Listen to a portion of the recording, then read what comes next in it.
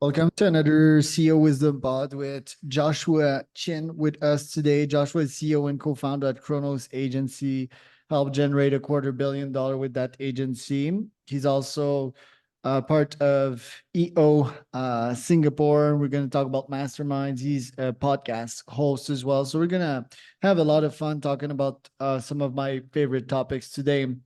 This pod is brought to you by my podcasting agency. It's called podpire.com. If you want to start, scale, or be invited to podcasts and monetize the crap out of podcasts the unconventional way, because I use cold email to get you a bunch of guests, to get you invited to pods and so forth, you can go to podpire.com. I'd be glad to help you with that, or just Google Charles Cormier. Josh, welcome to the pod. Tell me a bit more about yourself and about what you're up to nowadays. That's awesome, man. Thanks for the intro. So Charles, I'm co-founder and CEO at Kronos Agency. We're primarily a retention marketing agency. We operate deeply in the e-commerce space. That's my full-time gig, full-time job, and that's where most of my attention and effort goes into. These days, it's about doing the boring stuff for an extraordinary amount of time.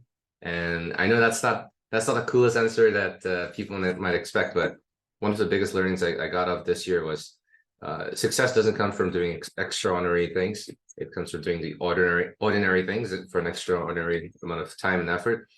So identifying things that have been working really well and just doing more of it. So those are things like, building a sales team, doing hiring better, and doing interviews better, and events being a big one for us. We'll talk about masterminds as well, but I love events, physical events, get together with, in the flesh, in person always beats virtual meetups. That's what I prefer, and that's what people yearn and crave for. So that's something we pay a lot of attention to and spend a lot of time doing. And what I used to think was a lot of effort going into these channels is not a lot of effort comparative to the people around me that I've now come across and have the privilege to kind of learn from. So yeah, that's me. Well, man, the boring and repetitive stuff, don't you feel useless when you do these? Because I tend to feel so, I'm like, an AI can do this, an AI can do this, an AI can do this. And then there's like Yeah. two solutions that are offering themselves to me. I don't hire anymore because I just don't believe in humans. I don't think it scales. So the solutions are AIify the whole thing. That takes a Yeah. lot of my time. I try to do it with no code, or I have a partner that can do so, or B, I outsource to a competent integrator slash COO slash highly entrepreneurial COO that's less visionary or less 0 to 1 than I am. So what do you think about the premise that, this is boring and AI could do it? And what do you think about my potential solutions to that? That's an interesting perspective.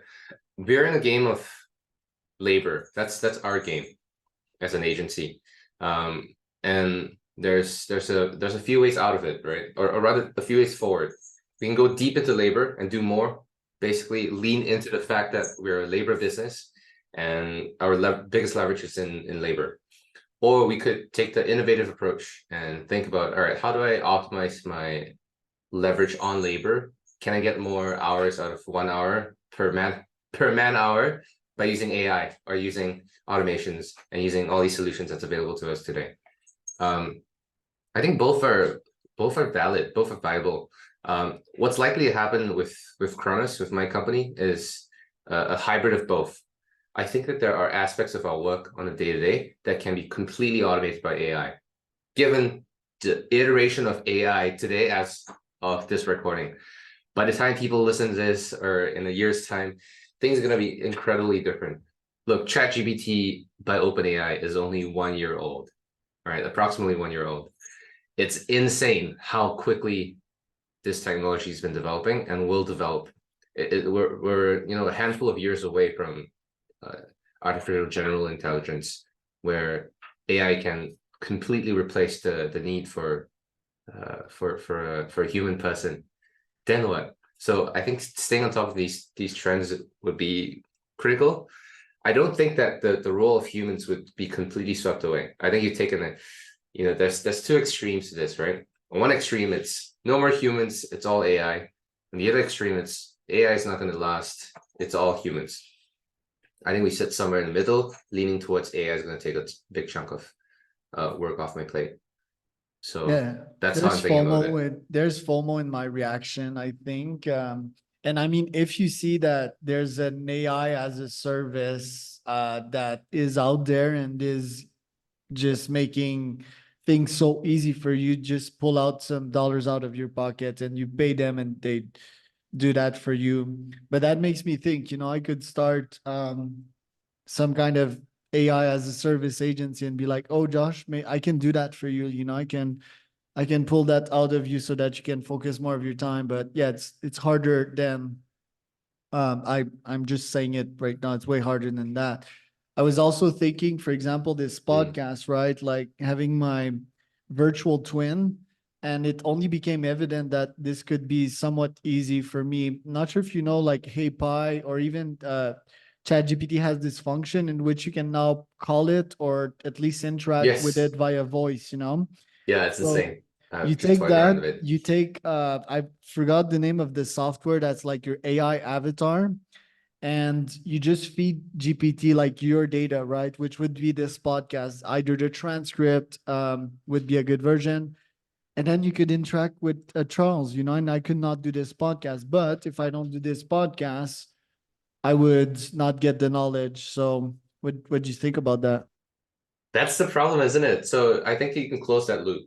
And it's also beyond the knowledge. It's also like when I run my podcast, one of the biggest value adds to me personally, beyond the knowledge, is the connections that I make in that however long conversation you have in that one sitting, you're getting a lot of back and forth with another human being, not talking about business, right? You're talking about topics that we both enjoy, both the guest and the host. You can't replace that with AI. Well, not at least not now, but that's a bunch of chemicals and brain activities, right? So until you can replace that, I think there's still value in being present, at least in some selected ones. Maybe it could replace conversations that you do not want to have, that you just don't enjoy, but you got to do. Then, yeah, One why can not? imagine like my AI being like, oh, I spoke with Josh and here's the piece of data that could be valuable for your brain. And here's the potential overlaps between you and Josh. And next time Yeah, you're in and Singapore, you can meet up and I don't know, go for a run or something. dude, if you come up with a solution, let me know. I would love to trial something like that. That sounds really cool. Yeah, I Um, have that one on my top roadmap. The one I'm developing right now is a reply GPT, which is like reply in your mailbox and then take yeah, Josh's personalities, priorities, and all of that and merge that with the prospects' priorities and then craft a reply for that. I love that, man. Um, I'll be surprised if Gmail doesn't come up with something similar in the years to come. But they're Because so they're slow, far. man. They're so slow. They're Like, careful. Yeah, they are careful. no, I'll That's beat the crap out of Google. Have my Uzi in their ankles, I'm so small and they're so tall, but they're moving so slow. Um, for example, Google Sheets, right? Why can't we ask an AI to delete all these blanks or delete all these columns? I mean, why are they taking so slow? And why should I be careful? What is like their latest deployments that have been impressive? Bard has been that's shit. Um, that that's why we exist, right? As entrepreneurs, that's why that's our purpose. We find these little gaps, these imperfections, and we make them better, and we add value to the world. I think that the this reminds me of the power of private enterprise as well, and why small entrepreneurs are so valuable, and startups in general. I was in an EO conference, EO University in Sydney, just a couple weeks ago, and one of the speakers was Salim Ismail. He is, yeah, he was vice president of Yahoo. He sits on the board of X Prize, and he does a bunch of cool stuff. And he's a futurist. He's a visionary. He thinks about the future like far in advance. And one of the things that he's doing with X Prize, which is super cool, is, well, the purpose of X Prize is you set up a bounty of a ridiculous amount of money, like $10 million to $100 million, and you put it out to the world with a set objective. One of the past objectives was, one of the past prizes was produce 2,000 liters of water a day at 2 cents per liter out of the atmosphere. So you got to pull water out of thin air. Sounds insane, but it actually exists. It's an existing piece of technology, but it just costs way too much. It's $1 per liter, and I think it produces like 1,000 liters a day. So they set this massive BHAC, set like a 10 mil, whatever, multi 8-figure price bounty on it, and released that to the world. What ended up happening was the collective efforts of private enterprises around the world and startups that funded this cause ended up being far, way above that 10 mil price. I think it was like 15 times of what it was. So 150 mil, call it. The leverage that you have with private enterprise and the collective effort of startups is incredible. And it's not something that a big conglomerate like Google or Amazon can necessarily do. So that's what I'm excited about, man. That's so impressive. Yeah, and then there's the carbon challenge, I believe, which is literally take the carbon from the air and pack it in the ground, or pack it so that it can be reusable. And that's the genius behind it. It's that it's integrated with our capitalist system, right? Resell it, make something out of it. It needs to be financially viable. I think capitalism is good. What do you think about capitalism? I love capitalism. It's the reason why we both sit here, and is a reason why our businesses exist. And I live in Singapore, and Singapore is run almost like a pure capitalistic kind of company almost, but as a country. So I see a lot of that. It's a very pragmatic way of kind of looking at the world. But I think pure capitalism on its own is, without checks and balances, is challenging, because the skew becomes so exponential, where the compounding effect of capital tears people apart. Like the upper class versus the lower class gets further and further apart unless there's intervention of some kind. So Yeah, that's how I think about it. well, the best example of that is the US, the other day, while I live in Mexico, right? And while running up, I thought capital is dangerous. I feel more safe here in Mexico because people are don't have the means, to buy a shotgun, for example, rather than in the US. And it's way deeper than that. This piece of wisdom, it's the fact that, yeah, like people are more ambitious, right? It's they might see their neighbor and the grass is greener, and then, yeah, I want something more, just to prove Josh that, I have a bigger car, and then I pollute more, and then I scam more people, and I think, yeah, without checks and balances, without underlying values, I think, yeah, it can go wrong pretty quick. I do think, though, that most founders are good people. There's people that say that, you can scam your way to $1 million a year easy. I would Oh, yeah. somewhat disagree with that, like, I think you're internally destroying yourself when you're scamming people. You're drastically reducing your lifespan, and you're just not building scalable venture. Talking about scale, on your side, you've scaled your agency to a fairly high level. How did you get that, and what were the various stages of scale? I think we're still in the early stages. That's my cat. Just in the early stages, we have about 90-ish employees, about 80 plus full-timers, and then 10-ish contractors. We're primarily based out of Southeast Asia, where I'm from. We have teams in the US, UK, and Australia. But I think that the biggest number one reason why I've been able to grow as we have is the fact that we've just focused on one thing and only one thing, which is, email for e-commerce. That's it for such a long time. And then we've added additional services over time and additional channels, but we've done it very, very meticulously and very intentionally. That very narrow focus gave us the opportunity to be really, really good at what we do, far beyond what any of the competition can do. And that allowed us to add way more value than anyone else can. Or at least that's how I like to think about it. And yeah, in the coming years, what we're gonna do is we'll start taking what has worked in e-commerce and retention marketing with email, SMS, and all that, and having generated over $250 million for clients. We're going to replicate that same model and success across to traffic and conversions. So paid social, performance creatives, conversion rate optimization these are going to be the next channels.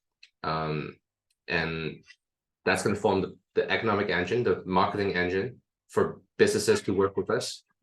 And then we can then branch out and start doing cool stuff because we have a model that works. Right. And I described your agency as a Klaviyo agency. It's a good niche. Klaviyo has been Fair enough, yeah. incredibly popular in the last couple of years. What is your growth engine? How do you acquire your clients? What's your main way to get new clients?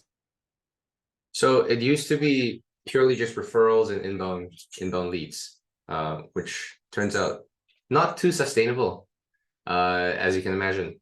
Not something you can control, not something you can scale as quickly or as intentionally as we'd want. And the thing about being a Klaviyo partner, and we're a Klaviyo Master Elite partner, one of, I think, 13 in the world, and we're the only one in Asia. The advantage is that we get a lot of leverage out of working with Klaviyo, because when they go to market in a new geography like Southeast Asia, where they have very little presence and familiarity with, we come in and we get to latch on as almost like a barnacle strategy, right? Like latch onto a big whale, and as they move, we get to kind of help guide and move along with them. So the great thing about that is we ended up building new marketing channels and new lead generation channels as an outcome of that. So one of it was an events channel. What we used to do was we would attend events, speak at events, get invited to events, and speak on stage, and that's been amazing. And that's one of the best ways to grow business, in my opinion, because you're building leverage across authority, credibility, but also connections and network across potential clients and potential referral partners. What we ended up doing last year was we started our own mastermind, our own conference, because we realized that if we owned the audience and if we could build a community, that would mean a lot for the business, and they'll mean a lot for the community that we're trying to serve. So that's what we did. And masterminds is exactly how I got started in my business in the early days, and now kind of closing the loop, building a mastermind of our own, and serving the community that way. So that's become a great channel as well. And also paid ads, interestingly. That's been working out. So what paid ads? AdWords or AdWords and paid social. So we've been putting up a lot of content on the paid channels, and fairly simple ones, but just leveraging the existing case studies and testimonials and whatever brand name that we have in a very small community, it's been paying off. So it's been pretty nice. We've been generating about 20 what about to 30. the podcast? Did you use that for growth? Like, how do you use it? Yeah, that's a great question, man. I love the podcast. But the season ended this year, so I'm restarting the podcast next year again. We took a pause on the show, but prior to that, it was phenomenal for two reasons. One, it opened up a lot of doors to people that I otherwise would not have had the opportunity to connect with, as you know. And our podcasts are typically 1 hour long. So it's a lot of conversation that happens during that time. So I got to meet really cool people, like from the likes of Spencer Jan, who sold his business, went public with Solo Stove, to the founder of Hint Water out of the US, Kara Golden, and a bunch of really cool people that I otherwise would not have access to because they're either too far away or they're just too out of my network to be able to connect with. The direct outcome of my business is I found a couple of really cool referral partners that have made a significant impact in my business. We've sent us leads, we've sent them leads, and we've grown as a result. Just the podcast alone, I think, have generated multi 6 to probably 7 figures in value for the business in just direct business and commercial value. And then there's that network effect of having a greater network. Yeah, well, So yeah. that's significant. What about the mastermind? Has it generated incredible insights? And what about direct clients that it potentially generated for you? Yeah, the mastermind. So the mastermind that we host is relatively small. We have in the first iteration last year, with about 82 people in the crowd. So it's a relatively small one. And we've only done one so far. And we've done like small dinners and breakfasts throughout the year. The impact of that is very similar to how events have an impact on our business. It places us in a position of authority and credibility and all that jazz, but it positions us as a connector, as a person, as the entity that creates opportunities for everyone else. So we haven't really got a ton of direct clients out of doing that, but that's really not the intention in the short term. We've gotten a couple of clients, but the real impact of doing that is as we grow and scale the network, we'll build additional partnerships and additional referral networks that would then scale the business in the compounding fashion down the line. So yeah, that's how I'm thinking about it so far. And how do you select high performance humans to come work for you? That's a tough one. That's a really tough one. So what I used to believe was every person in the company needs to be an A player. They have to be. But over time, I've come to realize that that's just not realistic. In a team of even we're not that massive, we're not that big. With a team of 90 people, we're bound to have the bottom 20%, the bottom 50%. They're bound to not be A players relative to the company. And what we have to contend with is not necessarily having A players across the board, but rather having a high standard, a high baseline, so that there are no C players, right? That could be B players with potential to grow into an A player, plus A players in every facet of the business. Every function needs an A player, needs an A player leader. So that's far more achievable for small and mid-sized companies, bootstrapped like ourselves, than it is to expect everybody in the company to be extreme A players, type A, entrepreneur kind of people, which is really hard to achieve and potentially counterproductive to expect. Love that. So what would be your top 3 goals for next year? So next year, we're going to start exploring performance creatives, conversion rate optimization as a service. We're starting trials at the moment. We have a couple of clients on both these services, mostly existing internal clients on beta. And we've gotten some pretty decent results with our creatives and paid social.